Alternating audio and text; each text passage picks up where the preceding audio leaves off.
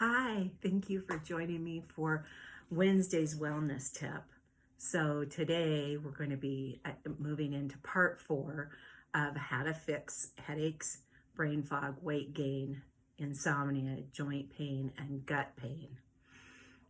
So far we've been learning a lot. I hope you've been enjoying this series. We've talked about the cues of dehydration. We've talked about the illnesses and diseases that can be caused or exacerbated by dehydration. We've talked about that there is more to water than what we knew, and there's actually a 4th stage of water that has just recently come into evidence, and this is called structured or gel water, and how it can be much more hydrating for you. And we've talked about adding plants to our water, that if we will actually get more hydration by drinking a bottle of water and eating an apple than we would if we were drinking 2 bottles of water. So if you haven't seen the other 3 parts of this series, I invite you to go back and to watch them. So on the first, in part 1, when I gave you like a quick start menu, I invited you to add a pinch of healthy salt into your lemon water in the morning. So I wanted to just talk a little bit more about why it's a good idea to add a little bit of salt into your water or into your smoothies, because there's a lot of controversy out there about salt and sodium, and so let's see if we can clear some of those things up. So sodium is an ideal electrolyte that helps keep the water inside of us balanced. So there's calcium, magnesium, potassium, and sodium that play a big role in this, and they are activated by the electrical charge of the water. And when they're activated, they're referred to as electrolytes. So new science now shows that when water is full of those electrolytes, it's also full of electrons that run our electrical functions. So water conducts electricity. So many of you probably already knew that. But it's not just for fuel or for energy, although that's really important, but it's also for cognition, judgment, and mood. So having the appropriate amount of sodium, making sure that you have balanced hydration, can actually make you smarter, make you think more clear, make better judgments, and can improve your mood. So there's some really great reasons to get hydrated. So the quality of our hydration has everything to do with the quality of the electrical conduction that's going on. So maybe consider this as an opportunity to shift a little bit from that idea of water's just simply wet, moisturizing, or cleansing, and shift over to water actually being fuel and what fuels your body. So let's have just a little physiology lesson. Our cells store water or hydration in 2 different compartments. So there's the intracellular fluid, or the fluid that's inside the cell. And 60% of our water is inside the cell. The second component or compartment is the extracellular fluid. So this is what's outside the cell. And about 40% of our water is contained outside the cell. And that's the appropriate balance that we want. That's the healthy balance, with 60% inside the cell and 40% outside the cell. Well, those nutrients, such as chloride, potassium, magnesium, and sodium, help to keep the intracellular and the extracellular fluid balanced. Just like sodium has a positive ion charge, potassium has a negative charge, and the combination creates these electrical charges in your cell membranes. If you don't have enough sodium in your system, then your internal charge system isn't going to be function properly, and your cells won't receive and transmit the impulses the way that they should. And that's why it's so important for this to be balanced. You may have experienced a time yourself, or maybe know someone, when these have been out of balance. So the imbalance can be caused by foods, it can be caused by hormonal changes, it can be caused by illness, or it can be caused by medications. So there's lots of reasons of why we might experience a imbalance.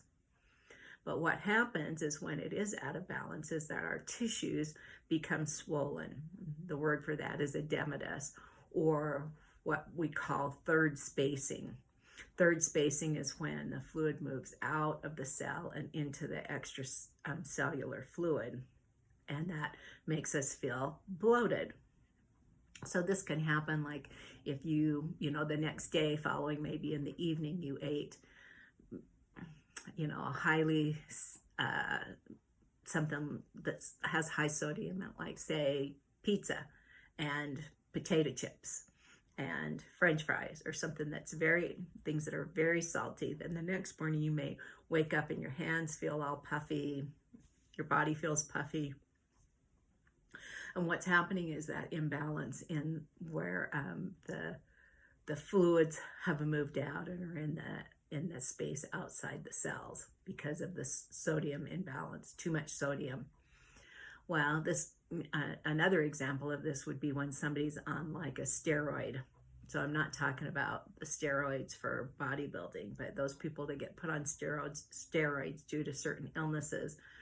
And you'll notice that soon after they start taking those steroids, they just seem to just puff up and just get bigger. And this all has to do with the imbalance, because the medication affects the sodium and the potassium levels, causing the person to get all edematous. So when this happens, like I said, the sodium actually accumulates in the extracellular fluid, which pulls the water from the intracellular fluid. And that sends signals to the brain that the cell is dehydrating because the water is moving out of it. And then the brain signals for you to drink more water. So now maybe you can see how sodium is such an important and key electrolyte. So what's the big deal about what kind of sodium you take, right? Table salt, these other fancy salts, why pay the extra money? Well, let's look at table salt first. Table salt is actually a manufactured form of sodium called sodium chloride.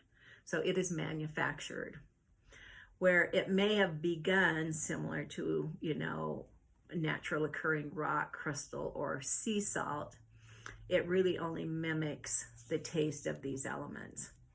Because table salt, taking natural salt or crude oil flakes and cooking it at 12,000 degrees Fahrenheit, so at a very high temperature. So it's cooked at 12,000 degrees Fahrenheit, which loses the majority of any important nutrients or elements that were within that natural salt.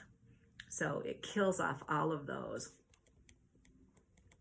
And that's why these purchased iodized salt actually put iodine back into the salt, because even though it was there naturally, because of the high heat, it killed and removed it.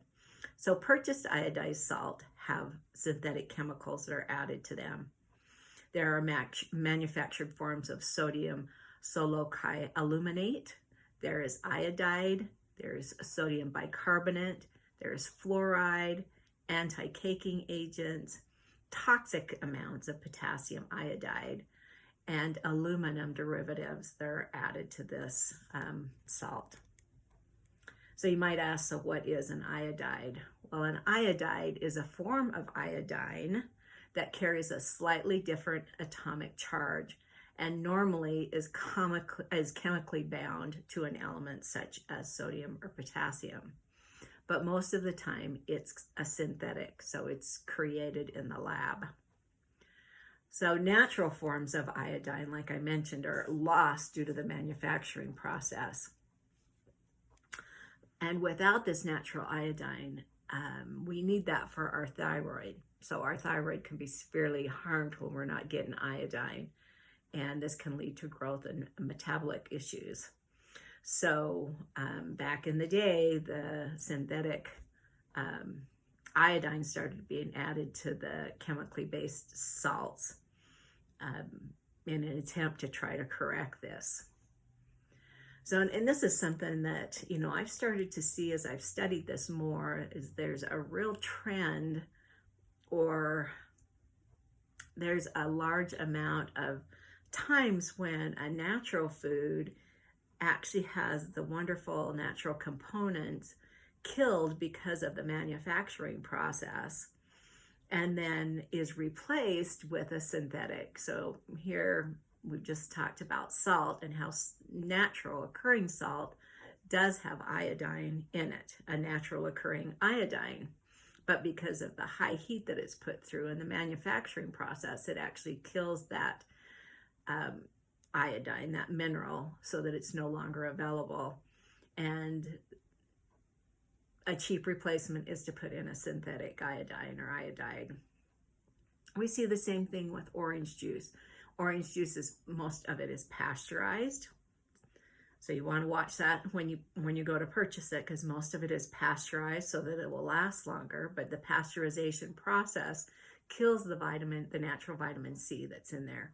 And so what they'll do is they'll turn around and they'll say that it has vitamin C because they fortify it or add ascorbic acid back into it. So again, ascorbic acid is a synthetic. It's not a natural occurring vitamin C. Bread is the same thing. You hear about breads being fortified, and oftentimes that has to do with the folic acid. So because of the processing of how they process the grains and other ingredients, a lot of the natural vitamins and minerals are lost. And so they fortify it or replace it. But when they replace it, it's replaced with synthetic. So with the breads, it's a synthetic folic acid. Milk is the same thing. You know, they pasteurize and homogenize milk. So pasteurizing it, again, heats it to a certain temperature where it kills most all of the vitamins and minerals that are contained in that milk. It also kills the bacteria that is necessary for a healthy gut. So with milk, what they'll do is, again, they kill those, so they replace it or fortify it with a vitamin A and vitamin D, but those are synthetics that they're adding to them. So I think I'm going to be doing, you know, a wellness tip just on those, to go into more details of what do these synthetic chemicals that are being added to the food, you know, how does our body handle those? But anyway, so back to salt. The other things that they add to regular table salt oftentimes is they'll add processed sugar. They'll add MSG, or monosodium glutamate, which is a toxic product. And if you notice, most all table salts are white. Well, salt is not white naturally occurring. And so what they've done is they put this product through a bleaching process in order to turn the table salt into a white salt. So there is residue left from this bleaching process. And where does the salt come from that is used for most typical table salts? Much of it is actually a flaky residue from oil digging. Right? Who knew? I was kind of blown away when I started doing research on this, but the research is out there. So all you have to do is start looking it up. But yes, crazy as that sounds, is that there's a crude oil extract, and they use that to produce table salt. Yuck. I mean, I don't even know what more to say about that. You know, and is there any wonder then that this can create all kinds of health issues, such as diabetes, gout, obesity can be worsened, or even caused by an excessive intake of common table salt. And there's probably even more. So just remember, this is the key. Table salt does not have the right properties to help hydrate you. And it does have ingredients that can harm you. So what you want to look for is for a healthy salt. And a healthy salt is one that has minimal processing. It's natural, and a natural, minimally processed salt will play a crucial role in your hydration. And they contain more than just sodium. That's the awesome part. When you go natural, and if they're minimally processed, they haven't been put through these high heats.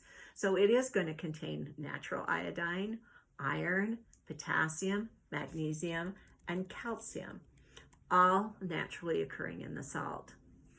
So there's a selection to choose from. You know, there's sea salt, there's Celtic salt, there's Himalayan salt, there's real salt, and others.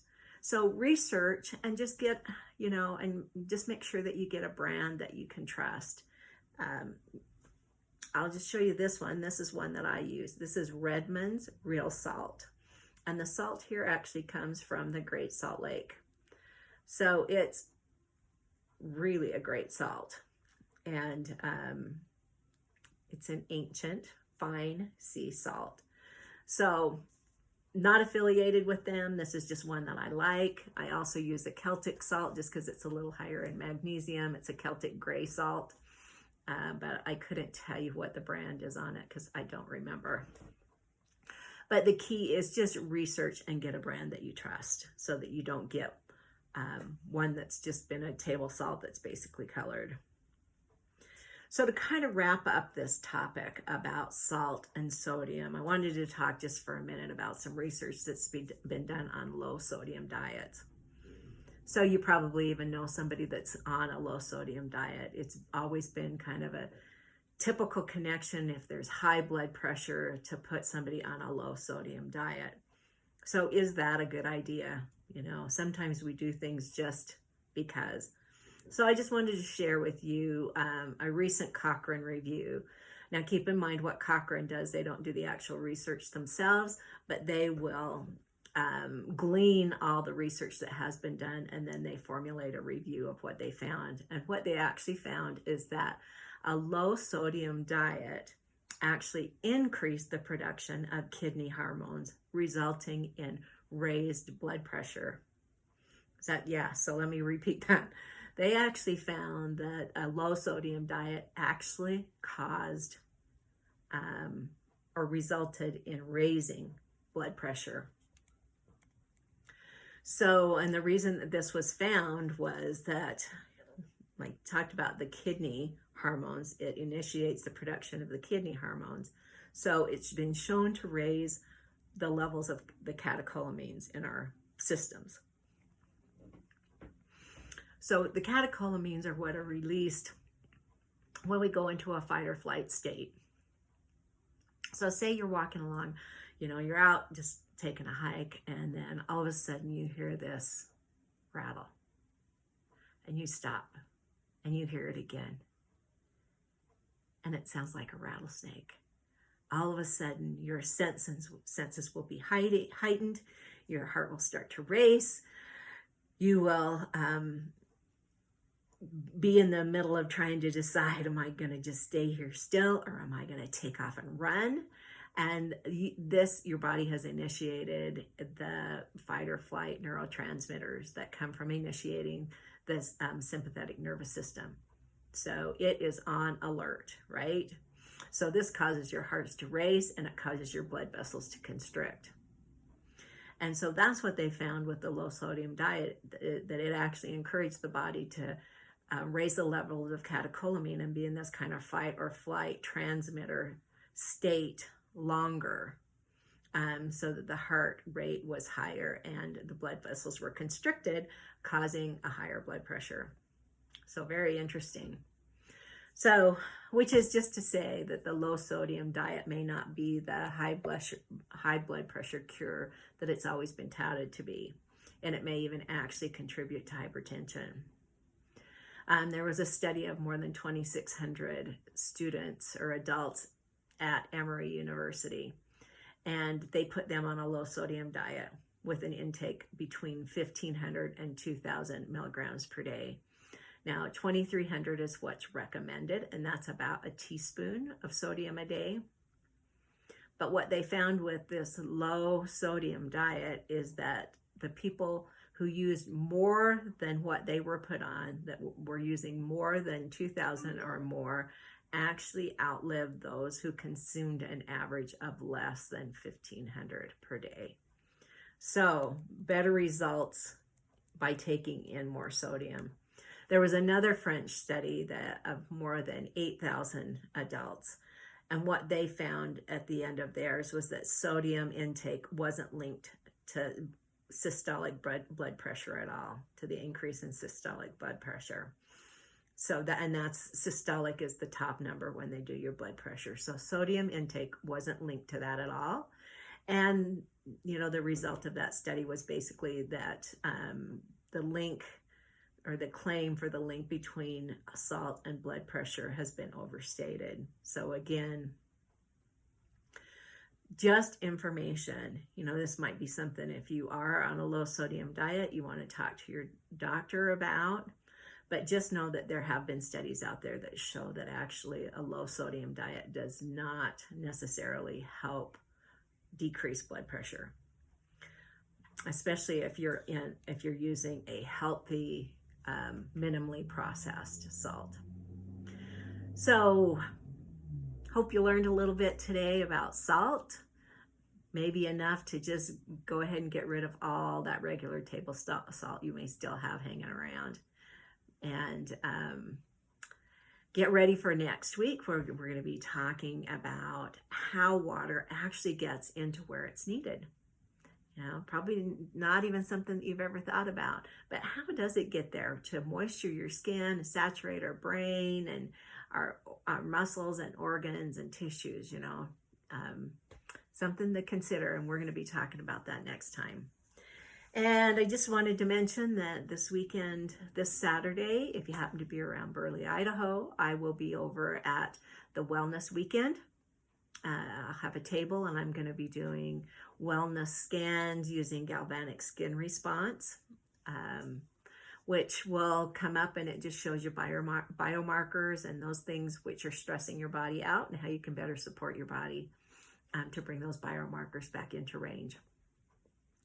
And the last thing that I just want to mention is I don't have any makeup on. I don't know if you can see here, but I have like a little plethora, a little grouping of age spots, particularly on this side of my face. Well, I've been taking a product for about a month, and I was told that if I took this for 3 months, my age spots would be going away. So I just want to report to you that I feel like they are starting to get lighter. So I'm going to keep track of those for you, and if it makes them go away after the 3 months, then I'll let you know what the product is, in case you want to get rid of your liver spots. So anyway, just hope that you have a really awesome day. Thanks for joining me, and we'll talk soon. Bye.